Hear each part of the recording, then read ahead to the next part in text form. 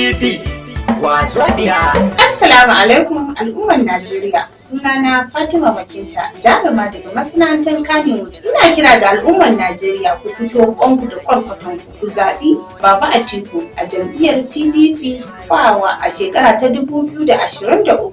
Tabbas ko shakka babu don kun zaɓi Baba Atiku a zaɓe mai zuwa zai kawo mana ci gaba na sauyi rayuwa kamar su inganta harkar tsaro, bunƙasa mana masana'antu, kawo mana wutar lantarki, birni da ƙauyuka, gyara tituna, harkar ilimi, samarwa matasa aikin yi, taimakawa marayu, samar da ruwan sha ingantacciya, gyara asibitocinmu. Don haka ni dai Fatima Makinta ƙuri'ata ta Baba Atiku ce a shekara ta 2023 a ƙarƙashin jam'iyyar PDP Power.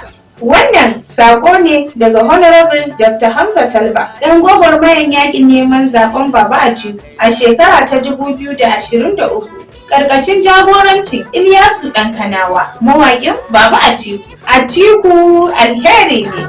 Karimi adali Atiku mai kishin gaskiya, ba shi yin handamawa da san zuciya, shi ne kawai za mu zaɓa yau a Najeriya, saka mu layin ƙasashen da suke